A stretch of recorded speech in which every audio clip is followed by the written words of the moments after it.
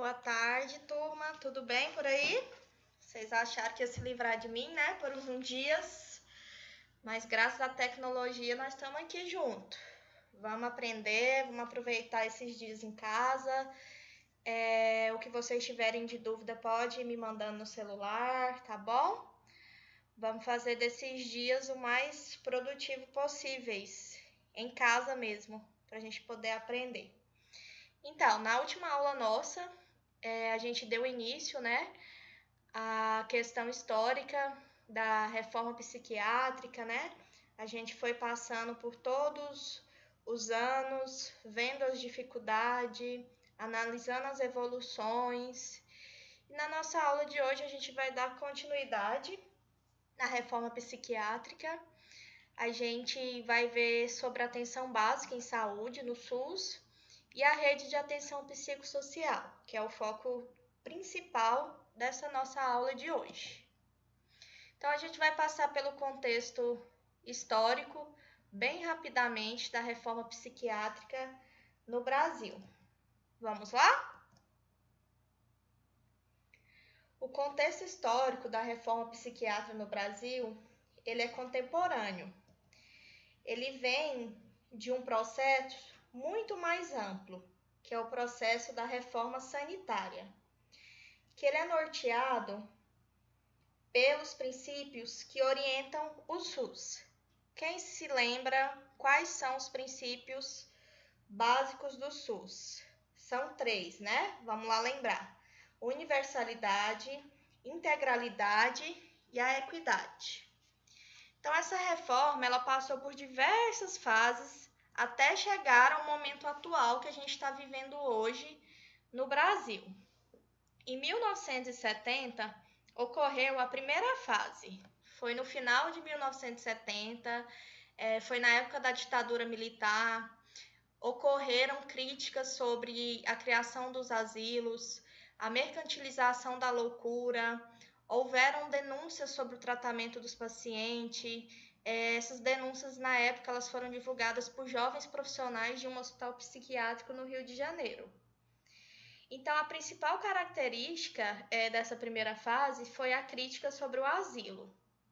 As denúncias sobre o tratamento dos pacientes eram gravíssimas e foram divulgadas, né, inicialmente pelos jovens, igual eu falei, e essa manifestação ela resultou em uma drástica reação do governo.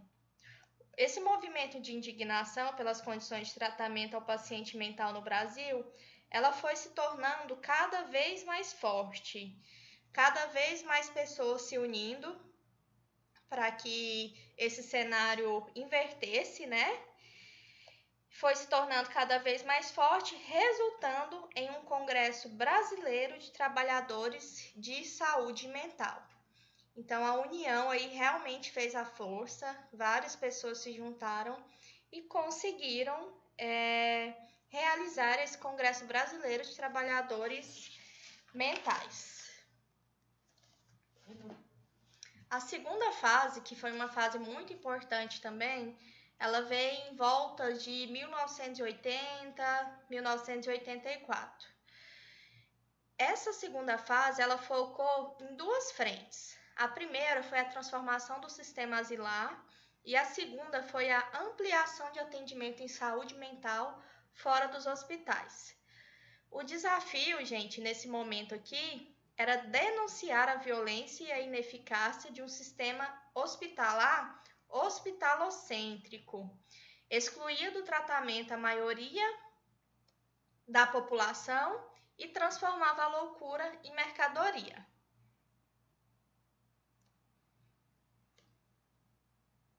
O movimento em defesa da reforma psiquiátrica passou a ter outro ator coletivo, que se denominou o Movimento Nacional da Luta Antimanicomial.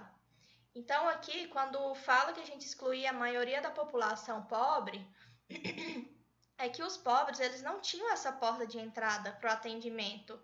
Então, acaba que a doença, a loucura, virou uma mercadoria. As pessoas só pensavam em lucratividade, não atendia, não dava suporte, mas queria o dinheiro ali, ó, no final do mês.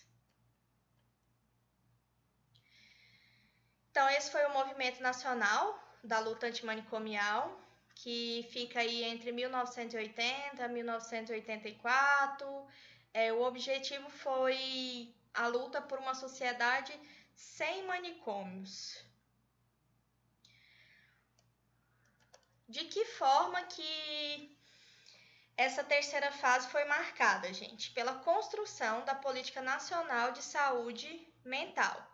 Isso aqui já foi nos anos de 90, a redemocratização do país e a criação do SUS permitiram a reforma psiquiátrica, que desenvolveu sua proposta. Qual que era a proposta? A substituição do modelo hospitalocêntrico por uma rede de atenção psicossocial. Aqui já está dando início ao cenário atual, né? Que é a substituição desses hospitais, esses manicômios, pelas redes, tanto do CAPS quanto do NAPS, né? O Ministério da Saúde criou, então, as primeiras regulamentações para os serviços comunitários. Substituição do modelo hospitalocêntrico pela rede de atenção psicossocial, chamados, então, de CAPS, né? Que são os Centros de Atenção Psicossocial, e os NAPS, que são os Núcleos de Atenção Psicossocial. A quarta fase, gente, é a fase atual que a gente está vivendo hoje, do processo político da reforma. Ela iniciou-se, então, com a aprovação da Lei número 10.216, em 2001, que a gente vai ver mais para frente a importância dessa lei, e com a terceira Conferência Nacional de Saúde Mental, que foi lá em 2001. Foi um marco na consolidação do ideal para a reforma da saúde mental. A partir desse momento, então, foi definida a modalidade de CAPS, que o seu papel na organização psicossocial.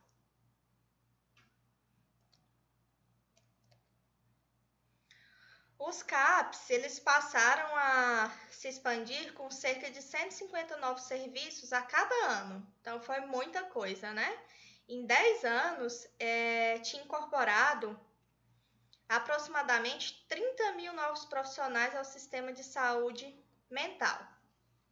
O momento atual, ele está enfrentando novas questões que desafiam a consolidação do momento comunitário de saúde mental e de assegurar as garantias para os direitos de cidadania dos usuários desse serviço. Se a gente não for vigorosamente enfrentados, se a gente não enfrentar, né, aliás, esses desafios, a gente pode levar a um retrocesso. O que é que isso significa? Um retrocesso com relação a todas as conquistas da própria reforma psiquiátrica, tudo aquilo que a gente conquistou.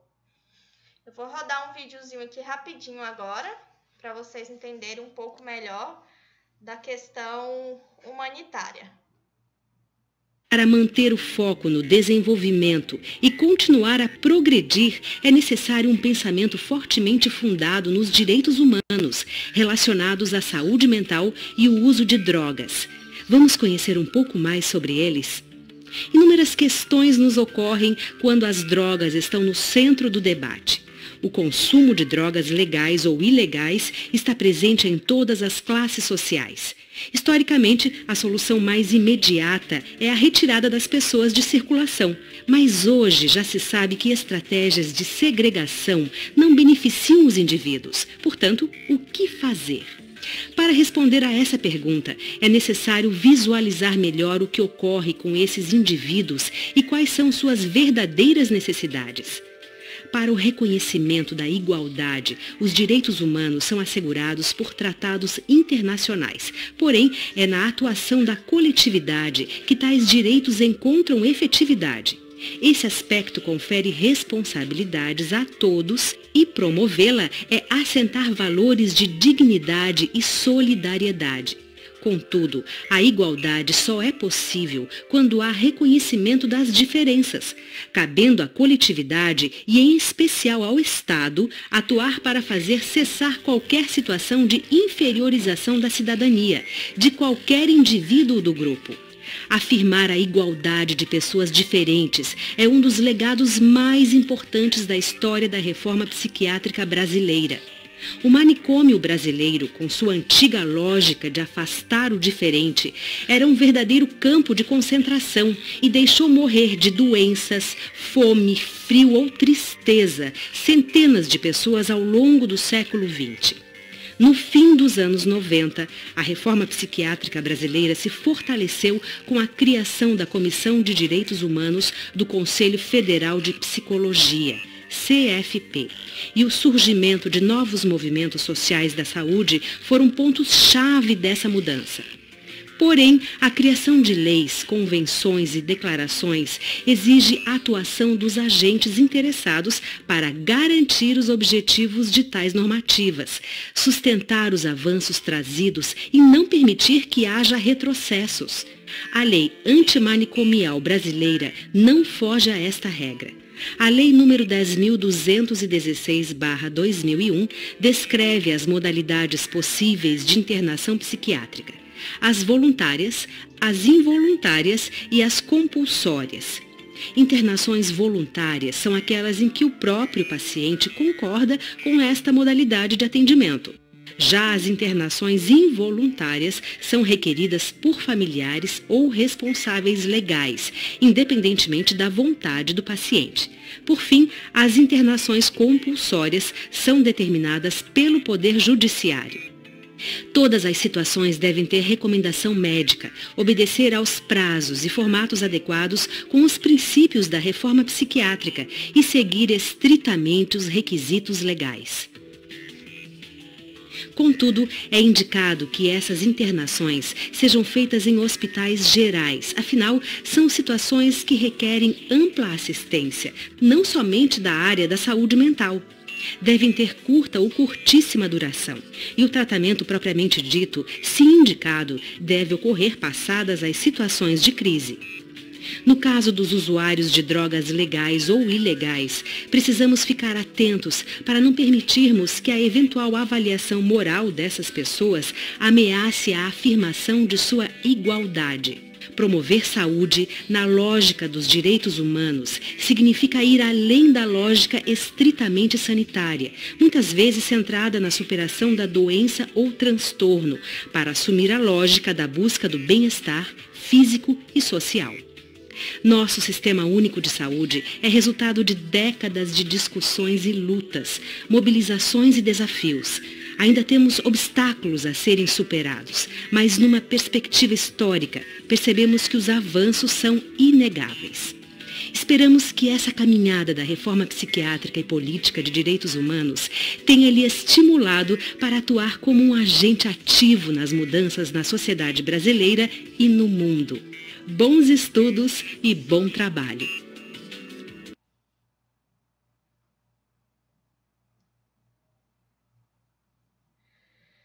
Vou fixar aqui para vocês os pontos mais importantes da década, que são esses pontos que a gente precisa saber. Do restante é mais para conhecimento, para vocês terem uma ideia de como que foi o processo.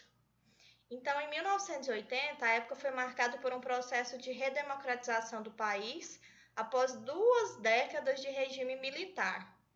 O movimento pela reforma sanitária, que ele nos trouxe? A 8ª Conferência Nacional de Saúde, que foi em 1886, que foi um marco muito importante, né?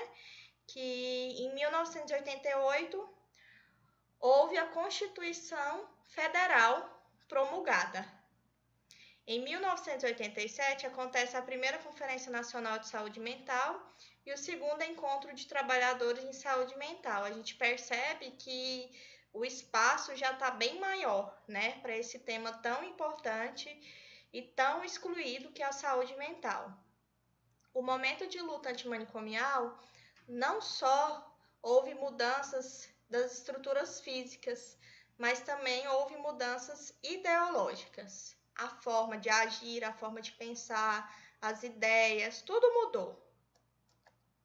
Já na década de 90, a Portaria 189 de 91 e a Portaria 224 de 92 do Ministério da Saúde institucionaliza a reforma psiquiátrica. É o Regulamento Nacional do CAPS e do NAPS. São várias portarias, são várias leis, gente, que a gente vai estar falando de agora em diante. Lógico que não dá para passar aqui para vocês todos os pontos, mas os artigos e as leis mais importantes eu vou estar citando no decorrer da aula. Eu peço que vocês tenham interesse de procurar saber como tudo aconteceu, principalmente se tiver alguém na sala que queira seguir essa área da saúde mental. Então, é bem interessante o conteúdo. Aqui eu trouxe para vocês a Portaria 224, de 29 de janeiro de 1992, que tem como diretrizes organizar o serviço, uma diversidade de métodos e técnicas, garante a continuidade da atenção em todos os níveis, tem multiprofissionalidade na prestação do serviço, destaca uma ênfase na participação social dessas políticas. Temos também a Portaria 189 de 1991, que essa portaria ela aprova a inclusão de grupos e procedimentos na área de saúde mental, que no caso são os hospitais psiquiátricos. Ele considera a necessidade de melhorar a qualidade da atenção às pessoas portadoras de transtornos mentais. Deve ser diversificados os métodos e as técnicas terapêuticas, visando sempre a integralidade e a atenção do grupo, considerando também, finalmente, a necessidade de compatibilizar os procedimentos das ações de saúde mental com o modelo assistencial proposto. No século XXI, que é o que a gente está vivendo, né? É um século marcado por legislações que solidificam a reforma psiquiátrica. Em 2001, a Lei 10.216, de Paulo Delgado, essa é uma das leis mais importantes. Toda vez que fala de saúde mental, vocês vão ouvir muito falar de Paulo Delgado. Ele que sancionou essa lei no país, direcionando a assistência em saúde mental e privilegiando o oferecimento de tratamento e serviços de base comunitária. Houve também a terceira Conferência de Saúde Mental. Em 2002, foi criado o Programa Nacional de Avaliação dos Serviços Hospitalares e Psiquiátricos. Tem também a Lei 10.780 de 2003, que é conhecida como a Lei do Programa de Volta para Casa, onde esses portadores têm a oportunidade de serem tratados em casa. A gente vai falar dessa lei mais na frente também, tá? Aqui para vocês, só mostrando as legislações que a gente falou. A Lei 10.216, de 6 de abril de 2001, é a mais importante. Ela dispõe sobre a proteção e os direitos das pessoas portadoras de transtornos mentais e redireciona o modelo assistencial em saúde mental. Esse aqui foi a logomarca da terceira Conferência Nacional de Saúde Mental, que eles usaram a frase cuidar sim, excluir não. E aqui a portaria 1727, de 24 de novembro de 2016, que dispõe sobre a homologação do resultado final do Programa Nacional de Avaliação dos Serviços Hospitalares Psiquiátricos. A Portaria 224 de 1992, ela tem como diretrizes princípios, responsabilidade da gestão local, equipe multiprofissional, a participação social, a diversidade das técnicas e dos métodos terapêuticos e a continuidade da atenção em vários níveis. Se a gente for analisar todos os artigos, todas as leis, a gente vai perceber que praticamente todas as leis dispostas, as diretrizes, as normas, elas se conversam, praticamente as mesmas frases, praticamente o mesmo objetivo.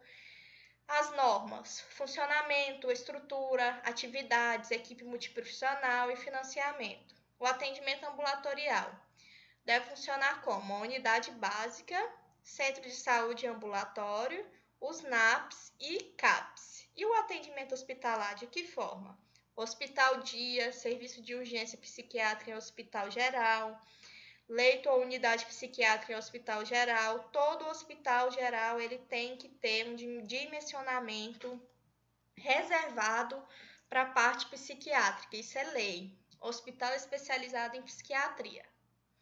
A Lei 10.015 de 2001 é a lei de Paulo Delgado, que é a mais importante. Proteção dos direitos dos portadores de transtornos mentais, direcionamento do modelo assistencial em saúde mental, prevê a punição em caso de internação involuntária arbitrária. Então, a gente vai citar alguns artigos aqui, não todos, tá? Os mais importantes. O artigo 1, ele descreve sobre os direitos e proteção assegurados sem discriminação, né? O artigo 2, garantia de atendimento, melhor respeito e humanidade, proteção contra abuso e sigilo. O 3, responsabilidade do Estado. 4, internação somente quando insuficiente os recursos extras. Então, em último caso, a gente convém a solicitação dessa internação. O artigo 5, garantia de reabilitação psicossocial assistida por toda uma equipe multiprofissional, né? Dependendo do paciente, das suas características, suas indicações. O artigo 6, tipos de internação psiquiátrica, ela é definida como voluntária, involuntária e compulsória. Lembra que foi citado ali no vídeo anterior sobre cada uma delas. O artigo 8º fala sobre a internação psiquiátrica voluntária ou involuntária. Vamos repetir aqui porque isso é importante. A involuntária, ela deve ser comunicada ao Ministério Público até 72 horas. E o término dessa internação involuntária, ela se dá por solicitação escrita do familiar ou de algum responsável legal pelo cliente. Ou quando também estabelecida pelo especialista responsável pelo tratamento, no caso o médico, né? O artigo 9, ele traz sobre a internação compulsória. Essa internação ela é determinada pela legislação vigente, pelo juiz competente que levará em conta as condições de segurança do estabelecimento, do Estado, né? Quanto à salvaguarda do paciente e dos demais internados e funcionários. Em caso de evasão, quando o paciente foge, né? Em caso de transferência, em caso de acidente, em caso de qualquer tipo de intercorrência clínica grave, falecimento, será comunicado pela direção do estabelecimento de saúde mental aos familiares ou ao representante legal do paciente, bem como à autoridade sanitária responsável por ele, no prazo máximo de 24 horas da data da ocorrência. Pesquisas científicas para fins diagnóstico-terapêuticos não poderão ser realizadas sem o consentimento expresso do paciente ou de seu representante legal e sem a devida comunicação aos conselhos profissionais competentes e ao Conselho Nacional de Saúde. Esse artigo 11, se vocês pararem para pensar, ele lembra muito o início do filme da Nice, né? Lá no Coração da Loucura, vocês vão lembrar que aquele grupo de médicos, eles estavam abusando dos pacientes, usando os pacientes para que fossem feitos testes, né, de diagnóstico, testes científicos. A gente lembra que lá no filme tinha lobotomia, né, que era um teste que eles faziam abusando dos pacientes, sem saber se aquilo iria dar certo ou não, se tinha alguma teoria que comprovava. E tinha a questão do choque também, que era mais uma pesquisa científica para fim diagnóstico ou terapêutico. Então, isso é proibido, tá, pessoal, aqui no Brasil, desde que não seja comunicado.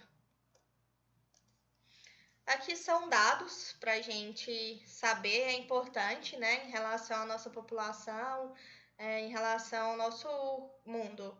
3% da população, que corresponde a 5 milhões de pessoas, tem transtornos mentais severos, necessitam de cuidados contínuos. É muita coisa, né, gente? A gente vê uma porcentagem pequena, mas em número são 5 milhões de pessoas. 9% da população, que corresponde a 15 milhões de pessoas, tem transtornos mentais menos graves, necessitam de atendimento eventual. Então, aqui não é um cuidado contínuo. 6 a 8% da população, que corresponde a 11 milhões de pessoas, tem transtornos mentais devido ao uso de álcool ou outras drogas. Necessitam de atendimento regularmente. 56% da estratégia de saúde da família promove alguma ação em saúde mental. Esse número deveria ser bem maior, né? 56% ainda é pouco, a gente está com a metade das nossas unidades, mas tem muito o que trabalhar, né? Tem muito o que conhecer, então é por isso que a gente não pode desistir. Aqui eu trouxe o modelo do mapa, né? De como estão instaladas as unidades básicas, onde que a gente está enquanto atendimento de saúde mental. Então, aqui a gente tem o núcleo de apoio à saúde da família, que é a porta de entrada, né? Todo mundo sabe, atenção primária. Tem a unidade básica de saúde, né? Que compõe. Aqui eu destaquei em vermelho o Centro de Atenção Psicossocial, que são os CAPs. E trouxe uma pergunta para vocês. Mas onde está o hospital psiquiátrico? Cadê os hospitais? É aí que entra mais uma vez a lei do Paulo Delgado 10.216, lá de 2001, onde ele faz a extinção gradual dos hospitais psiquiátricos e cria os serviços substitutivos, que funcionam a partir de outra lógica de cuidado, onde acontece a inclusão e reinserção social, a individualização, aquele paciente é visto como um todo. Então, agora a gente vai iniciar a Política Nacional de Atenção Psicossocial, que é onde a gente vai comentar sobre cada estratégia, cada núcleo, o que é que significa, qual que é a população que deve receber esse atendimento, qual que é a finalidade. Então, vamos lá. Qual que é a finalidade? Criação, ampliação e articulação de pontos de atenção à saúde para pessoas com sofrimento ou transtorno mental e com necessidades decorrentes do uso de crack, álcool ou qualquer tipo de droga que venha a ser um vício, que causa uma dependência dentro do âmbito do Sistema Único de Saúde. Quais são os objetivos gerais da rede de atenção psicossocial? Pessoal, é muito importante, tá? Eu quero que vocês prestem bastante atenção nessa parte da aula, porque é basicamente isso aqui que a gente vai usar na nossa prática, lá fora, tá bom? Quando vocês formarem. Ampliar o acesso à atenção psicossocial da população em geral, promover o acesso das pessoas com transtornos mentais e com necessidades decorrentes do uso do crack, do álcool ou qualquer tipo de droga que cause dependência, suas famílias ao ponto de atenção. Garantir a articulação e integração dos pontos de atenção das redes de saúde no território, qualificando o cuidado por meio do acolhimento, do acompanhamento contínuo e principalmente da atenção às urgências. Quais são os objetivos específicos da rede de atenção psicossocial? Promover cuidados em saúde, especialmente para grupos mais vulneráveis. Quem são essas pessoas dos grupos mais vulneráveis, né? São os adolescentes, os jovens, as crianças, pessoas que têm situação de rua, que vivem, né, em situação de rua, populações indígenas, prevenir o consumo e a dependência de crack, álcool ou qualquer outro tipo de droga. Então, ações preventivas, a gente tem que trabalhar muito em roda de conversa, em ações, né, que a gente possa tratar alguns objetivos importantes, reduzindo os danos provocados pelo consumo do crack, do álcool, das outras drogas. Então, além da gente prevenir, a gente minimiza, a gente reduz algo que já está acontecendo. promove a reabilitação e a reinserção das pessoas com transtorno mental e com necessidades decorrentes do uso de crack, de álcool ou de qualquer outra droga que venha trazer a dependência. Então, a gente pega isso como um ponto muito importante dentro da saúde mental. A gente fala muito sobre o trabalho social, sobre a questão humana, sobre a empatia e principalmente sobre a reinserção desses usuários dentro da sociedade. De que forma? A gente tem que trazer novas oportunidades para essas pessoas recomeçarem, para essas pessoas se sentirem úteis, se sentirem importantes. E de que forma que a gente pode fazer isso dentro da nossa sociedade? Através do acesso a um trabalho, a uma renda, a uma moradia solidária. Tem tantas formas da gente ajudar essas pessoas, claro que elas têm que quererem, né? Mas a gente faz a nossa parte enquanto pessoas humanas, enquanto sociedade. Promover a reabilitação e a reinserção das pessoas com transtorno mental, com necessidades decorrentes do uso de crack, álcool e outras drogas na sociedade. Isso aqui eu já coloquei para vocês. Produzir e ofertar informações sobre direitos das pessoas, medidas de prevenção e cuidados aos serviços disponíveis na rede. Regular e organizar as demandas e os fluxos assistenciais da rede de atenção psicossocial e também avaliar e monitorar a qualidade dos serviços por meio de indicadores de efetividade e resolutividade da atenção.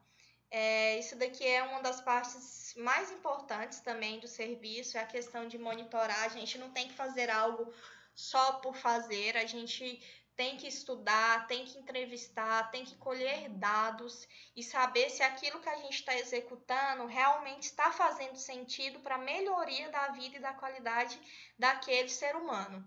Então, a gente pode fazer isso através de números, através de avaliação de indicadores, se a gente cumpre metas, avalia se a gente atingiu ou não, cria planos, estratégias para que isso realmente aconteça. A gente vai ver essa questão organizacional lá na matéria de administração, quando a gente falar da estrutura organizacional, do planejamento dos hospitais. Eu quero estar passando para vocês todas essas formas de executar, de realizar os indicadores e de que forma a gente pode fazer a leitura. Então, aqui a figura também do CAPS, para vocês terem uma noção de onde que está, onde estão os centros, as residências. Então, a gente tem a atenção básica em saúde, né? Dentro dela, a gente tem a atenção psicossocial especializada, que são os CAPS e os NAPS. A gente tem também o programa de atenção residencial de caráter transitório, que é a unidade de acolhimento adulto e infanto-juvenil, onde a gente realiza dentro das comunidades terapêuticas. A gente tem estratégias também de desinstitucionalização, que acontece dentro dos serviços residenciais terapêuticos, que tem o programa de volta para a minha casa. Tem a reabilitação psicossocial, que são os programas de emprego, né, que eu acabei de falar, emprego e renda, empreendimentos solidários e cooperação social. E o último ponto aqui, não menos importante, isso aqui está numa atenção mais terciária ou quaternária, né, a atenção hospitalar, que são os leitos, a enfermaria em hospital geral, serviço hospitalar de referência, a entrada desses usuários em serviços de urgência, emergência, SAMU, UPA 24 horas, UBS. Então, esse paciente, esse cliente, esse usuário, ele tem que ir e vir, ele tem que ter o acesso a essas unidades a qualquer momento. Ele deve ser tratado como todo, como uma pessoa humana, igualitária. Então, vamos lá. Vamos dar início ao Centro de Atenção Psicossocial. A gente vai passar por cada um deles para a gente poder entender quais são as pessoas que se incluem, qual a quantidade habitacional, quais são as características, o que eu preciso para poder iniciar esse serviço. Então, vão anotando aí as partes mais importantes, tá bom? Então vamos lá. O CAPS é um serviço de saúde aberto e comunitário do SUS, um lugar de referência ao tratamento para pessoas que sofrem com transtornos mentais, sofrem com psicose, neuroses graves e demais quadros, cuja severidade ou persistência justifica a sua permanência num dispositivo de cuidado intensivo, comunitário, personalizado e promotor de vida, qualidade e saúde. Então, o enquadramento do meu usuário, do meu paciente, do meu cliente, ele vai se enquadrar de acordo com o tipo do centro de atenção psicossocial. Cada centro, ele tem uma função e tem uma característica específica. É isso que a gente, enquanto profissionais enfermeiros, a gente tem que saber diferenciar.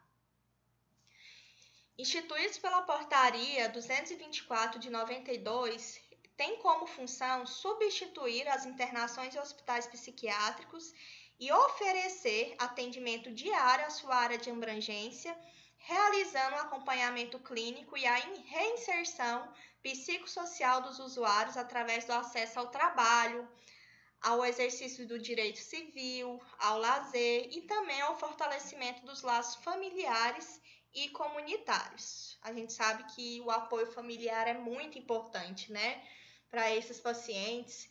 Às vezes as pessoas julgam muito em relação ao CAPS, fala que é lugar de doido, mas não. A gente vai ver o quanto é importante e o quanto nos trazem resultados positivos.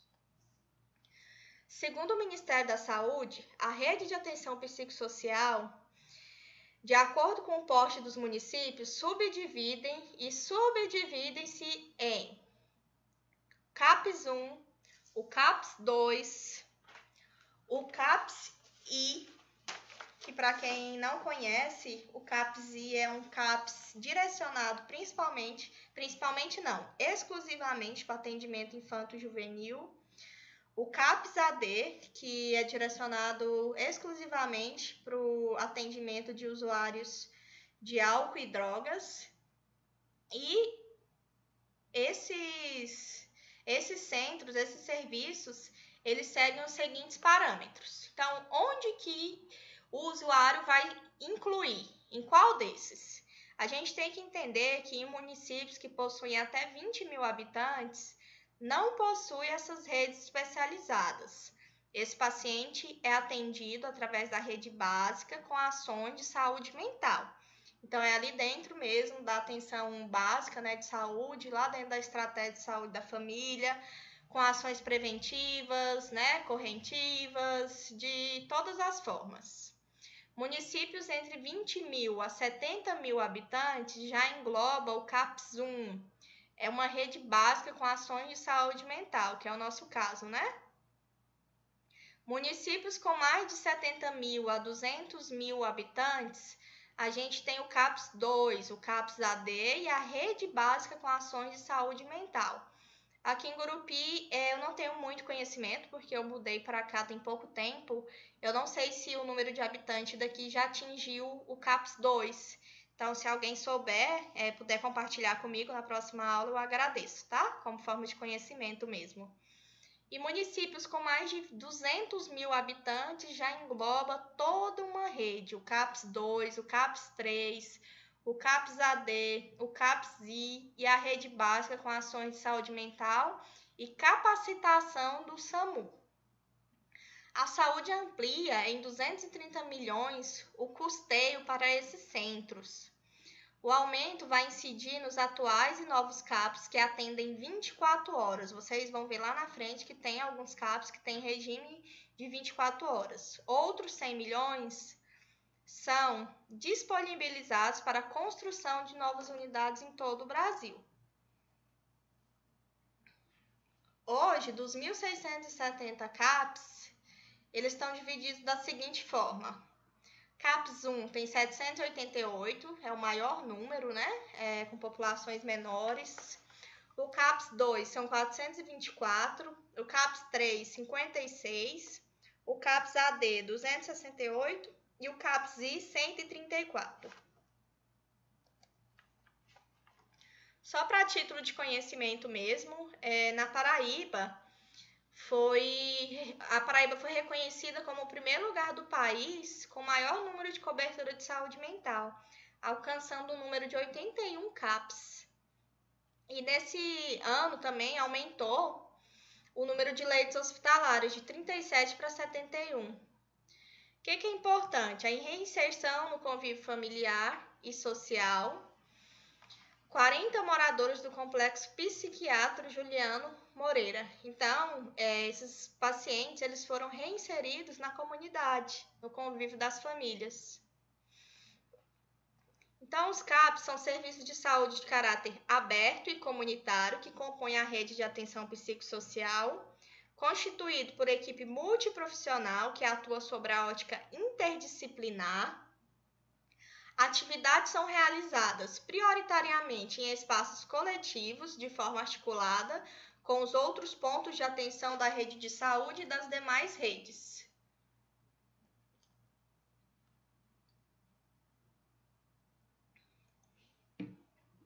Então, pessoal, como a gente viu, os NAPs e os CAPs são unidades de saúde locais regionalizadas, que contam com a população adscrita definida pelo nível de local, né, que oferece atendimento de cuidados intermediários entre o regime ambulatorial e a internação hospitalar, em 1 ou 2 turnos de 4 horas por equipe multiprofissional.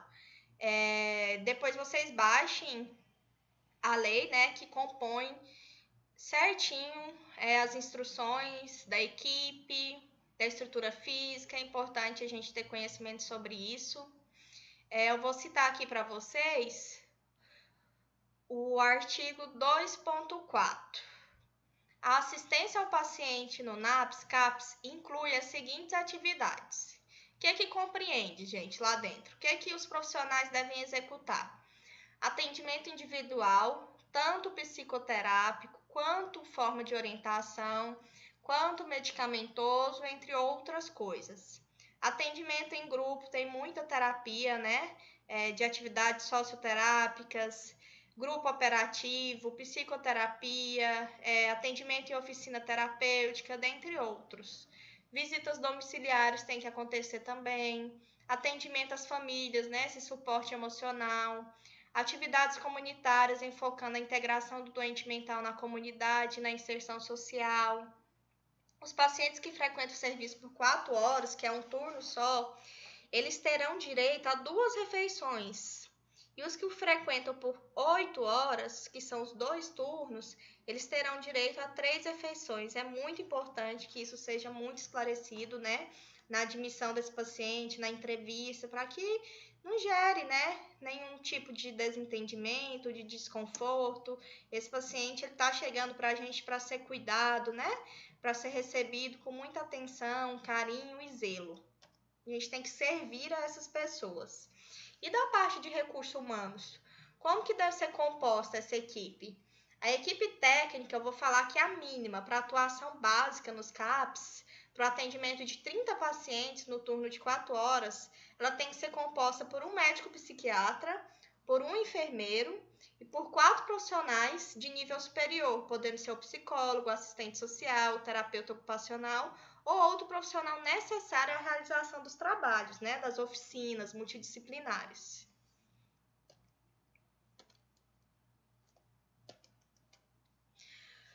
Como que a gente implanta um CAPs dentro do nosso município, né?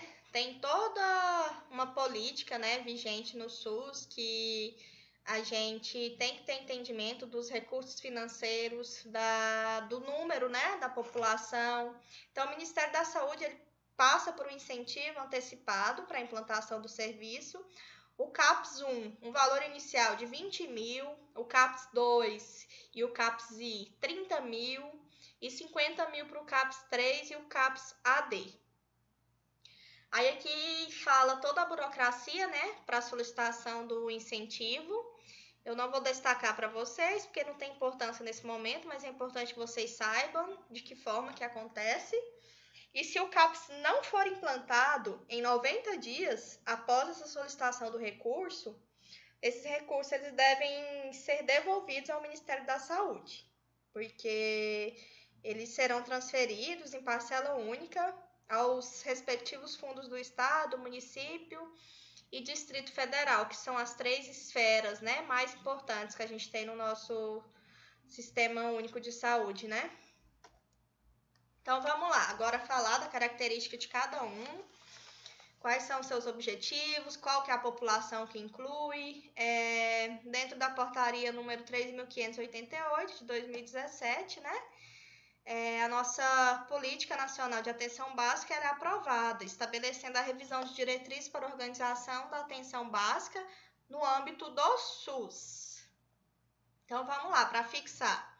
Quais são as modalidades do CAPS? CAPS 1, CAPS 2, CAPS 3, CAPS AD, CAPS AD3, CAPS AD4 e CAPS I. Vamos aqui começar a falar do CAPS 1. O CAPS 1, ele atende pessoas de todas as faixas etárias. Prioritariamente, é um intenso sofrimento psíquico decorrente de transtornos mentais graves e persistentes, relacionados ao uso de substâncias psicoativas e outras situações clínicas que impossibilitem estabelecer laços sociais e realizar projetos de vida. Esse CAPS 1, ele consegue ser incluído em municípios ou regiões de saúde que têm população acima de 20 mil habitantes. Então, lembra que abaixo de 20 mil habitantes, esses pacientes são tratados ali na rede básica mesmo, né? Com atividades de prevenção, promoção e reabilitação da saúde.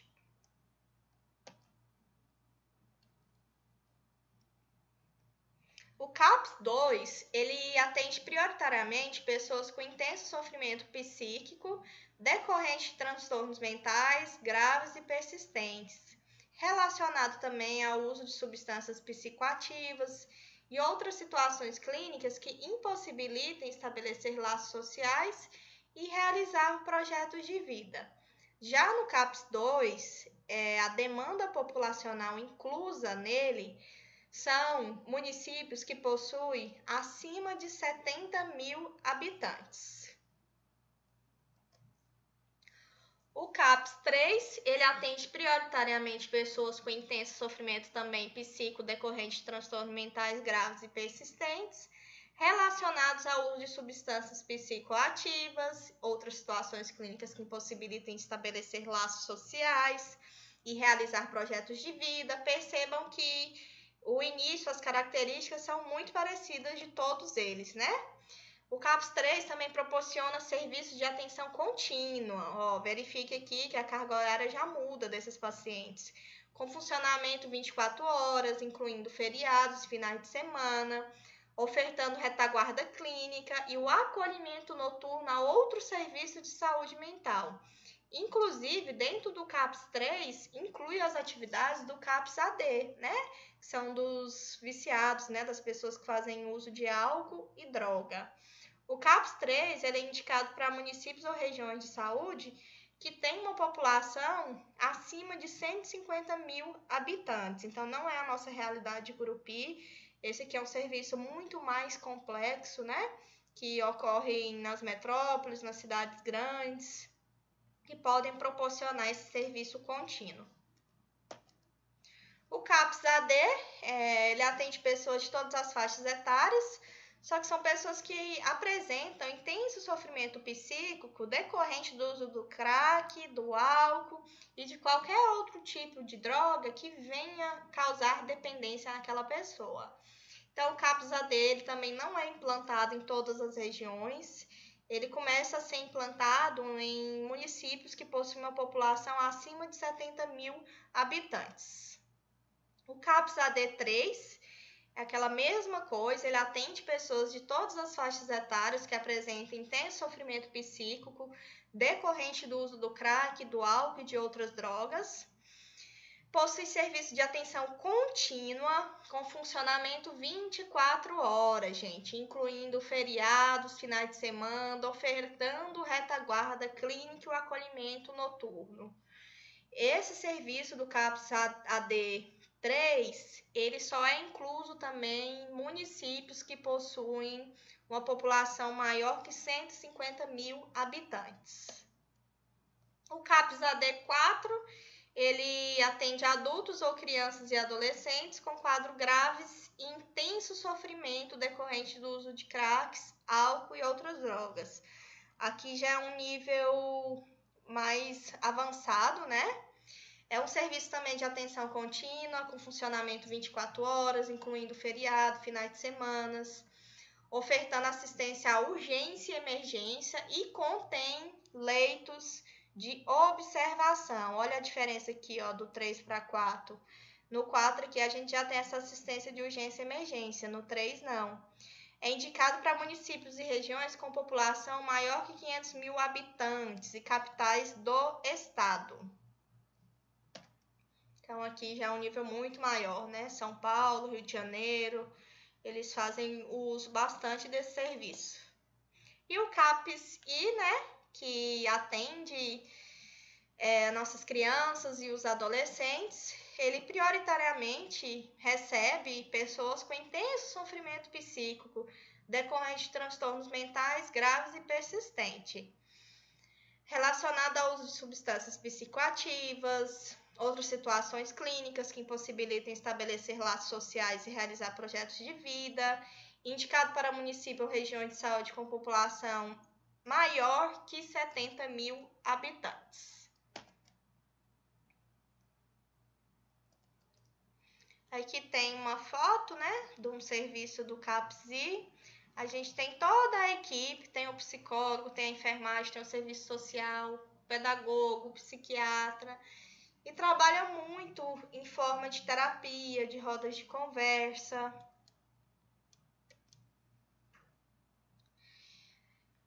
Então, além do serviço dos CAPs, a gente também tem o programa de serviços residenciais terapêuticos, o CRT.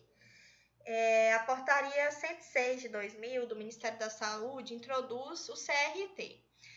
São moradias ou casas inseridas preferencialmente na comunidade, destinada a acolher portadores de transtornos mentais egressos de internações psiquiátricas de longa permanência, que não possuam suporte social e laços familiares e que visibilizem sua inserção social. Percebam, gente, que o tempo todo a gente está falando do tratamento desse cliente com uma inserção social. Então, essa é a palavra-chave. Esse paciente ele tem que ser incluso, ele tem que ser aceito, não deve existir mais preconceito.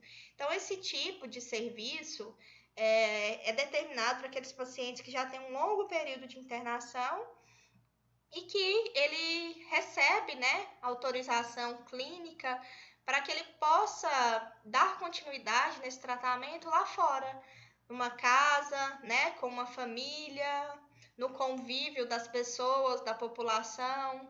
Tá? É mais ou menos nesse sentido que acontece. No Brasil, existem 596 serviços e 3.296 moradores. É um número grande, né? Se tratando de saúde mental. É dividido em modalidade do tipo 1 e do tipo 2.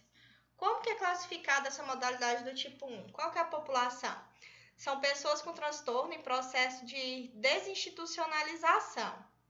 Deve existir um número X de pessoas morando nessa casa. A gente tem que acompanhar esse protocolo com muita atenção, porque podem haver crises, né, desse paciente num convívio maior, num convívio menor. Então, é por isso que os protocolos existem. Então, no tipo 1, tem que ter no mínimo 4 moradores e no máximo 8. Qual que é o foco do cuidado?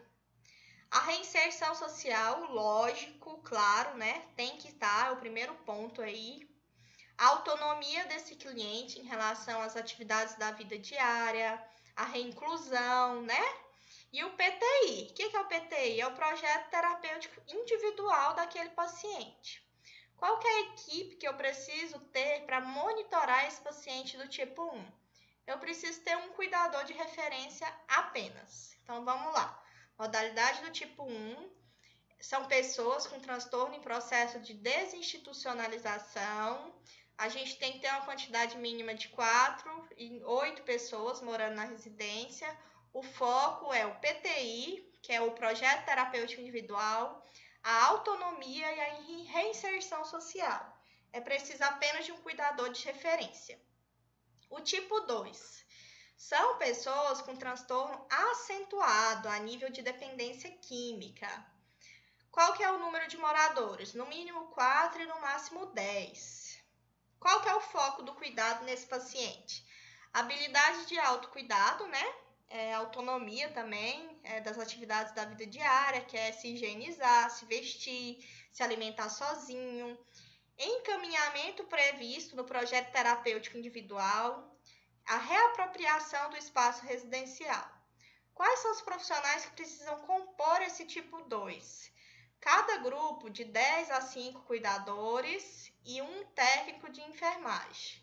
Então, cada grupo deve possuir de 10 a 5 cuidadores e um técnico de enfermagem. Além do programa dos serviços residenciais terapêuticos, foi criado também o programa de volta para casa. Foi institucionalizado na portaria 20.077, em 31 de outubro de 2003, que prevê assistência, acompanhamento e integração social fora da unidade hospitalar, de pessoas acometidas de transtornos mentais e com história longa de internação hospitalar.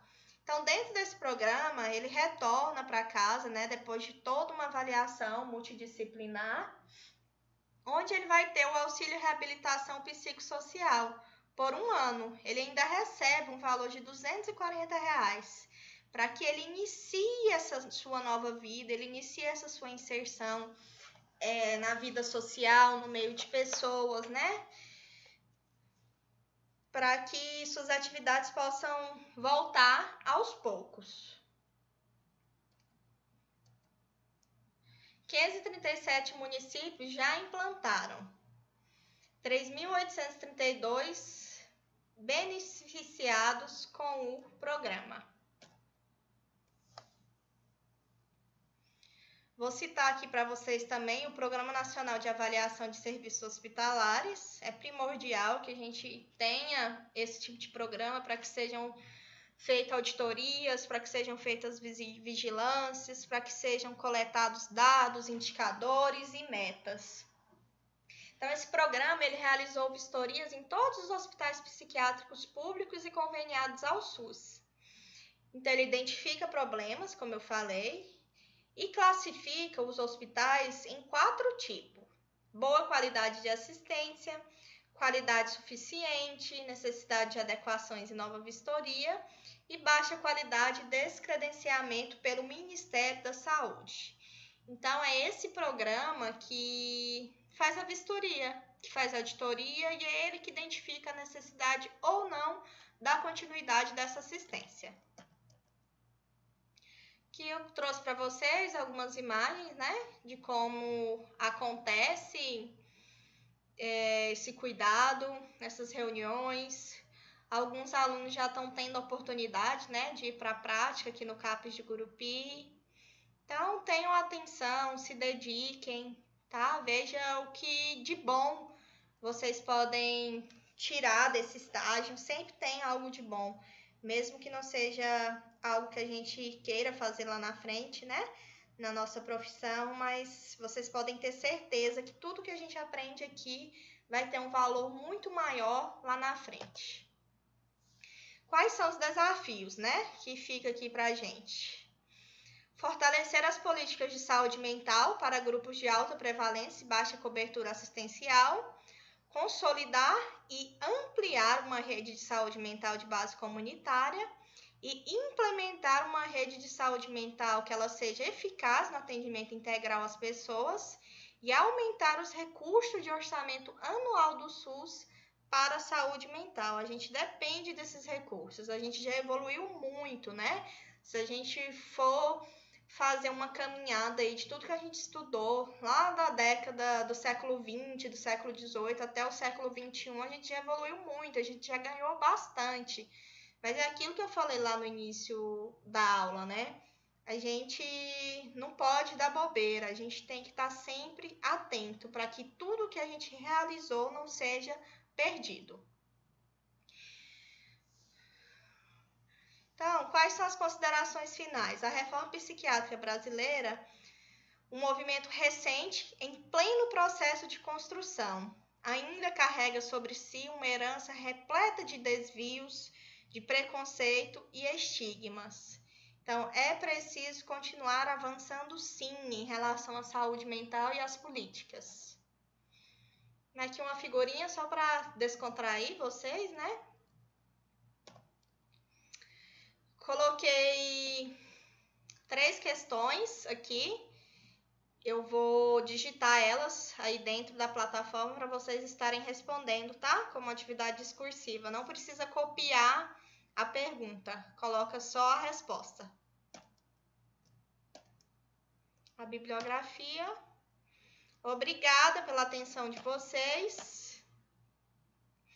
E eu espero, né, que vocês estejam em casa, podendo estar perto da família de vocês, né, nesse momento tão importante que a gente está passando, tão importante, tão difícil e tão preocupante, né?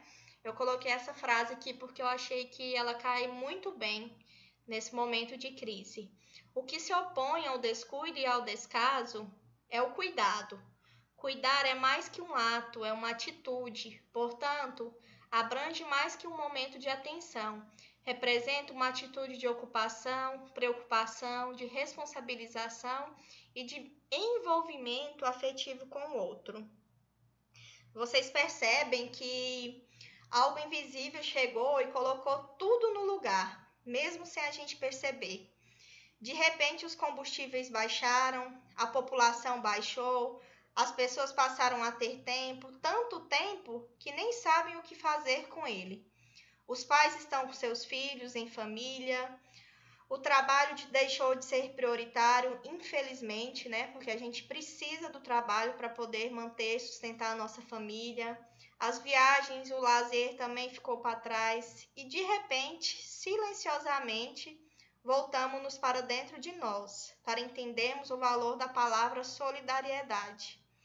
Num instante, damos conta que estamos todos no mesmo barco, gente. Ricos e pobres, que as prateleiras dos supermercados estão vazias, os hospitais estão cheios e que o dinheiro e o seguro de saúde que o dinheiro pagava não tem nenhuma importância, gente, nesse momento, porque os hospitais privados foram os primeiros a fechar. Os parques estão parados, igualmente os carros, simplesmente porque ninguém pode sair. Bastaram meia dúzia de dias para que o universo estabelecesse a igualdade social, que se dizia ser impossível conquistar novamente. Vamos dizer, pessoal, que o medo invadiu a todos nós. Então, que esse momento que a gente está passando sirva para a gente dar conta da vulnerabilidade do ser humano, de nós, seres humanos. Não se esqueçam, gente, bastou meia dúzia de dias para que tudo voltasse, para que tudo acontecesse, né? Então, assim, só para deixar uma mensagem para vocês, quando a gente pede para que fiquem em casa, que protejam os mais velhos, é porque realmente o enfrentamento do coronavírus, ele passa pela conscientização individual e coletiva. A gente deve ter humildade, a gente deve ter respeito pela vida dos mais frágeis. Então, nesse momento, o que eu peço para vocês é que tenham calma, que tenham serenidade, que tenham respeito e amor ao próximo. Porque se a gente tiver pelo menos 1% disso, a gente vai conseguir superar esse grande desafio, tá bom? Então, um beijo em todos e vamos lá para a plataforma que eu vou colocar a atividade lá.